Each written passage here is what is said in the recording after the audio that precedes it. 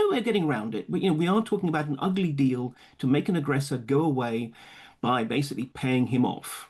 But nonetheless, there is the prospect for some kind of mutilated victory for Ukraine as well. The usual way these things work is that lots of low-ranking diplomats scurry around, come up with a deal that's just about acceptable to everyone, and then the presidents and prime ministers meet to shake hands and sign. But Donald Trump does things backwards. He meets the presidents himself and does the deals himself, which is why Trump's meeting with Ukraine's President Zelensky could be so significant, and why 7 European leaders, including Keir Starmer, have scrambled to get to Washington to try to make sure Zelensky doesn't get bullied again. Let's look forward to what is now potentially a very momentous day. First, we're going to speak to Katie Balls, the Washington editor of The Times, and then to Professor Mark Galeotti, the Russian expert at the University College London and regular analyst in the Sunday Times. Let's talk to Katie first. Morning to you. Morning.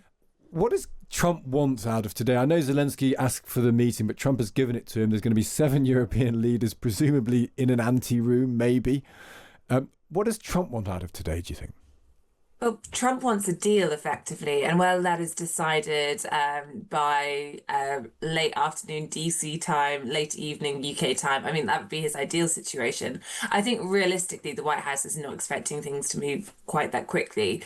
And of course, if the meeting with Zelensky went well, along with the reassurance force, as we are now calling them, of European leaders, that could pave the way for another meeting, which could be the Trump-Putin-Zelensky meeting, potentially. Of course, a very complicated, difficult meeting to land.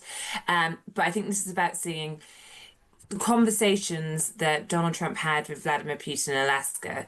Is there enough in that he can now, in a way, effectively pass the ball to Volodymyr Zelensky and together have some type of proposal which then they can go on to iron out a few further differences and get some type of comprehensive peace agreement over the line? Does Trump want the Europeans there? And how's that going to... Do you have any clue of how the choreography of that is going to work? Are they going to sort of flank Zelensky? Are they going to be in a room in case he looks sad? Are they going to be in the full meetings? Do we have a sense of how that possibly is going to work? Yeah, we have a bit. I mean, I think it was quite in flux yesterday in terms of how the White House were planning this. And I think when it comes to how the day is going to shake out, you're going to have moments where you have all the European leaders and then some moments when Zelensky goes forth solo. So we're expecting, for example, the European leaders to arrive around 12 p.m. in terms of DC time. So it's about 5 p.m. UK time. An hour later, that's when we would expect Zelensky and Trump to have some sort of one-on-one. There could be some press questions today because there'll be the travelling pool, of course. We're not sure about a mass press conference. At the moment, that seems quite unlikely, but Trump always does have the travelling pool of journalists, which means that you do often get these ask me anything moments. Yeah. And then we're getting ready for a photo op later on after the first parts are taking part with all these European leaders. So there are some moments where I think there'll be interaction, but there are going to be solo parts. And I think Zelensky will be the European leaders will arrive, but then Trump, we're expecting, will personally welcome Zelensky. As for what Trump thinks about all these European leaders turning up en masse, well, his Truth Social is suggesting he's quite positive and is just taking it as a sign of his great importance. Yeah. I think he did a post saying, he'd never seen this many European leaders all once want to see him. Yeah, I suspect that. Well, also they know that he likes being flattered, and they're ever willing to flatter him. Just finally, Katie, the big question from America is going to be, what sort of security guarantee is Trump willing to offer? Because Russia wants to rule out NATO involvement for Ukraine. The European side means there's got to be some form of American guarantee. We've been exploring all morning the line, what guarantee actually means. Is that something that's going to have to be on the table from Trump today? Some sort of recognition of an American security guarantee? Yes, I think that's certainly what the European leaders want to push on. I think there is a sense on the European UK side that where Putin and the US might be, which makes them more uncomfortable, could be on these land swaps. I mean, we don't know the exact details, but could Putin be allowed to take land that he hasn't fully conquered yet in the conflict? Where they see hope is this security pact, but therefore it's how much can they get the US to be involved? How much will the US stamp up? How much responsibility does the US take? And that's where I think they think if they could push far on that, other aspects of this deal in terms of the compromises could start to be a bit more palatable. We know it's not NATO, but how close can you get to NATO style clause 5 clause? And that's what Steve Witkoff, the Middle East envoy, was talking about on Yeah. Sunday, which was slightly encouraging to the leaders, I think. Yeah, slightly encouraging. We'll see what it actually means in practice. Katie, great to speak to you as ever. That's Katie Balls, the Washington editor of The Times. Let's talk to Mark Galeotti as well. Mark, morning to you. Good morning. So is today the beginning of a peaceful end, the beginning of a Russian victory, a necessary compromise, or just a load more of the jaw? What do we think is today means? I mean, look, I don't think today, I mean, I agree with Katie. I don't think the White House is expecting a sudden magical agreement. It's a part of a process. But otherwise, I think it's probably going to be pretty much all of the above. I mean, I think what's interesting is we currently seem to have this notion that what Putin is demanding, at least, is that the Ukrainians withdraw from the bits of Donetsk region, about 30%, which hasn't been conquered yet, which would be a very, very bitter pill for the Ukrainians to swallow, but in return for freezing the rest of the front line and essentially stopping the war. But of course, Ukraine may well not be able to agree to that. And it's not because of the constitution or whatever, it's just simply because of the political realities and the fact that this land is soaked in the blood of however many thousands of Ukrainian soldiers who have died trying to protect it. But also because of the whole thing about what follows. Exactly. This issue of security guarantees is going to be absolutely crucial. And that's where today's meeting may well matter. But these security guarantees, a lot of people get in touch this morning to say, we gave a security guarantee back in 1994 with the Budapest Accords. We convinced Ukraine to give up their nuclear weapons and said the West will support them. And the West didn't support them. Anything short of a NATO agreement, which looks like is off the table, feels like it won't necessarily be very meaningful. That's presumably the big threat to Ukraine in all this. There may well be warm words, but warm words don't necessarily stop Russian tanks. Well, first of all, I mean, let me just sort of be the academic pedant here. That Budapest Accord actually didn't offer security guarantees. All it said was the signatories would not attack Ukraine. Now, clearly, Russia has broken that, but there was no sense in that the other signatories would come to save Ukraine. Well, one could say there was a moral one. But no, I mean, you're right about the whole issue about these guarantees, because the point is, deterrence only works if it's credible. You know, let's say the European countries said, oh, absolutely, we'd all go to war to defend Ukraine. If Putin doesn't believe it, and quite frankly, given that so far we've not been willing to send troops, then of course it has no deterrent value. The real deterrence is essentially making Ukraine such a tough nut that Putin is not going to come back for a second go. So yes, there can be all sorts of promises about assistance, but when it comes down to it, it's actually how much money is the West, and particularly Europe, willing to invest in arming Ukraine, in building up Ukraine's own defense industries and so forth? Anything beyond that, all other kind of promises of the coalition of the willing forces on the ground, that would be a plus. But when it comes down to it, ultimately, the Ukrainians probably are not going to put their faith in the West coming to save them, and they'd be right to. Has Russia won? To a large extent, because I'm struck by this, Mark, but you can tell if I'm misunderstanding it, is that in all the conversations we've had, I've been listening to over the last few weeks and few months, I can't work out what Russia is conceding other than their imperial aim to take over all of Ukraine. Their one concession seems to be, okay, we'll stop here.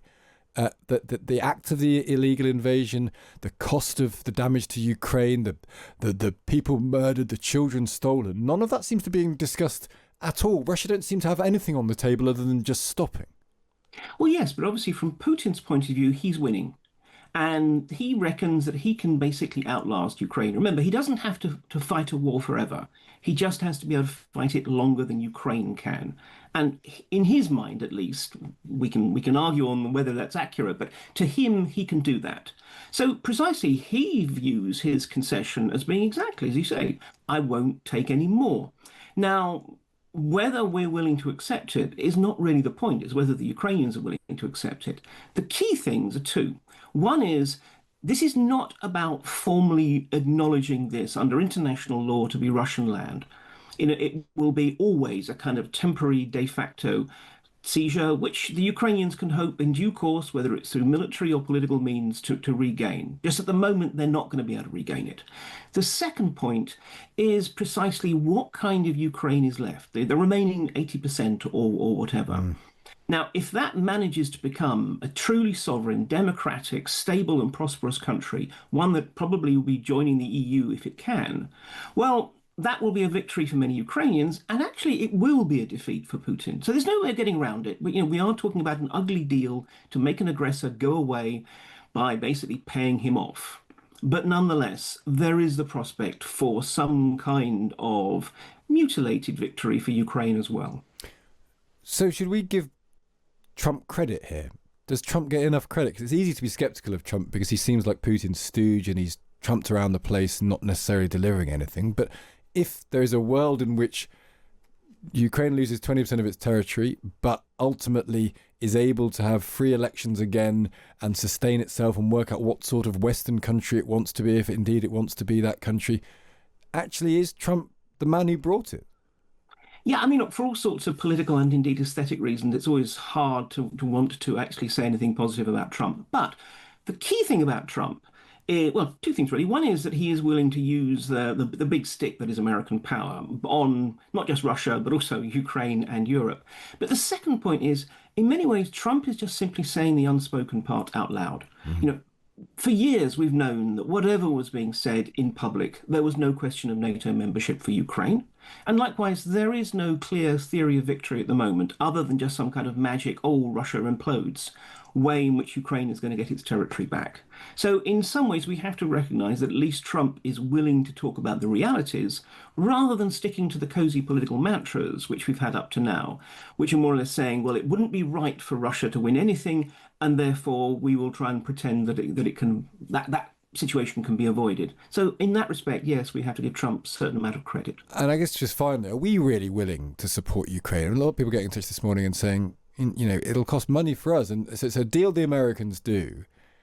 And then the question is, how willing for how long will the West and Europe be to support that deal with what? With weapons to Ukraine, subsidies to Ukraine, boots on the ground at a push? That feels like a huge commitment that who knows whether we'll be willing to make that. That's perfectly true, but I think we have to realize at the moment we are already committed. In some ways, the question is whether or not we're willing to spend money on continuing to maintain a war, which after all the Ukrainians are suffering from, or whether we're willing to put that money into building a peaceful Ukraine. I mean, yes, there's no way we should and can just simply walk away from Ukraine right now, but at the same time, a peaceful Ukraine can be a very powerful ally, a market, a producer of all sorts of things. Actually, we have all kind of reasons to want to rebuild a peaceful Ukraine in a way that actually just simply spending money on weapons that are then going to be destroyed on the battlefield arguably is a much more temporary expenditure. Yeah. So interesting, Mark. Great to speak to you as ever. Thanks for joining us. Pleasure. That's Mark Galeotti, the Russian expert, University College London, regular analyst in the Sunday Times. And an excellent point there that maybe Trump is just a realist, that once a big country invades a smaller country, there's only ever going to be compromise. No one's ever going to win outright. There's no A-bomb coming. There's no overrunning of Berlin like there was in the Second World War. There is just some form of stalemate-ish, and then the aggressor take some of the spoils. Yeah, well, he said it will be an ugly deal to make an aggressor go away by paying him off. That is the uncomfortable reality that those European leaders will be facing today. The 7 of them, when they arrive with Zelensky to meet President Trump, they will try and say to the US, to Trump, we need sort of cast iron security guarantees from you. We don't know what that will look like, because Europe, and they were talking an awful lot about a backstop or the coalition of the willing. The language has sort of changed. 6 months ago, that was sort of very sort of the phrase that kept coming up a lot. We haven't heard demands, and we didn't hear from Stephen Kinnock either earlier on the programme, one of the health ministers. He didn't say we need a backstop from the US. So what can they wrestle out of Donald Trump? Will it be a wrestle? Maybe he will readily say, look, I've thought about it and this is what I can provide from you.